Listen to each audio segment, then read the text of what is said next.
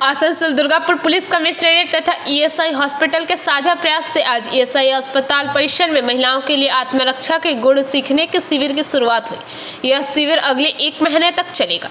यहां पर प्रशिक्षकों के द्वारा यहां पर नर्सिंग की ट्रेनिंग प्राप्त कर रही 137 महिलाओं को आत्मरक्षा का प्रशिक्षण दिया जाएगा। आज शिविर के उद्घाटन के अवसर पर आसनसोल दुर्गापुर पुलिस कमिश्नरेट के डीसी सेंट्रल ध्रुव दास, ईएसआई हॉस्पिटल के सुपरिटेंडेंट डॉक्टर अतनु भद्र तथा पुलिस आयुक्तालय के तमाम बड़े अधिकारी और ईएसआई हॉस्पिटल के अधिकारी और कर्मचारी उपस्थित थे। इस मौके पर डॉक्टर अतनु भद्र ने कहा कि वह आसनसोल दुर्गापुर पुलिस कमिश्नरेट के आभारी है, जिन्होंने उनके नर्सिंग छात्राओं के लिए इस शिविर का आयोजन किया।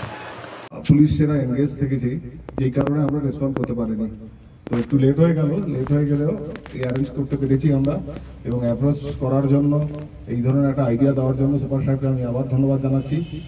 সেলফ ডিফেন্স কোর্স আমাদের ওয়েস্ট বেঙ্গল পুলিশের তরফ থেকে বিভিন্ন সময় বিভিন্ন শিক্ষা প্রতিষ্ঠানে অ্যারেঞ্জ করা হয়ে থাকে এবং আমরা জানি যে সেলফ ডিফেন্স বিশেষ করে মহিলারা আমাদের আমরা ইতিহাসের দিকে তাকালে দেখতে পাবো যে আমাদের যে মহিলা সেকশন সোসাইটিতে রয়েছে তারা প্রোন টু অ্যাট্রোসিটিস, বিভিন্ন ধরনের অ্যাট্রোসিটি শুধু আজকের দিনে নয়, এটা ইতিহাসেও আছে এবং সময়ের সঙ্গে সঙ্গে দেখলে আমরা আমাদের সোসাইটির যে চেঞ্জেস আছে তার মধ্যে মহিলা শিক্ষা এবং এই ধরনের অ্যাট্রোসিটিস থেকে মহিলাদের কিভাবে দূরে রাখা যায় তার জন্য বিভিন্ন ধরনের রিফর্মস বা এই ট্রেনিং অ্যারেঞ্জ করা হয়ে আসছে আর কি।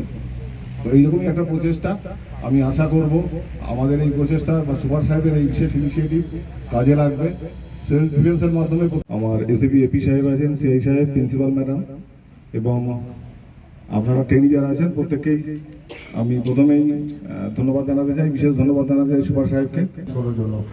তো লাস্ট 1.5-2 মাস আমরা জানি উনি আমাদের থেকে সবচেয়ে বেশি জানেন, কারণ এইটা অর্গানাইজ করার জন্য আমি ওনাকে বিশেষ ধন্যবাদ জানাচ্ছি। কারণ গত প্রায় 5-6 বছর আমরা আসানসোল দুর্গাপুর পুলিশ কমিশনারেটের বিভিন্ন প্রোগ্রাম অনুষ্ঠানে ওনারা উপস্থিত থাকেন আমাদের। আমি সত্যিই আমার কৃতজ্ঞ ইএসআই হাসপাতাল এবং ইএসআই নার্সিং কলেজ আমাদের বিভিন্ন হেলথ অ্যাওয়ারনেস প্রোগ্রামে আগেও ডিসি স্যার ডক্টর সোনামানে ছিলেন, উনি আসতেন রেগুলারলি। তো আমি আশা করব আমাদের মাঝখানে হয়তো একটু ব্যস্ততার মধ্যে আমরা একটু সম্পর্ক হয়তো আরো গভীর করার সুযোগ ছিল, আমরা আবার করব।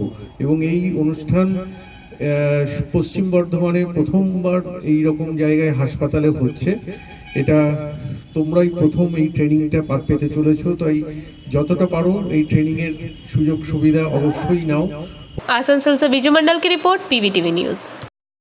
नियमित अपडेट एवं दुनिया भर की ताज़ा खबरों के लिए हमारे फेसबुक पेज को फॉलो एवं यूट्यूब चैनल को सब्सक्राइब करें।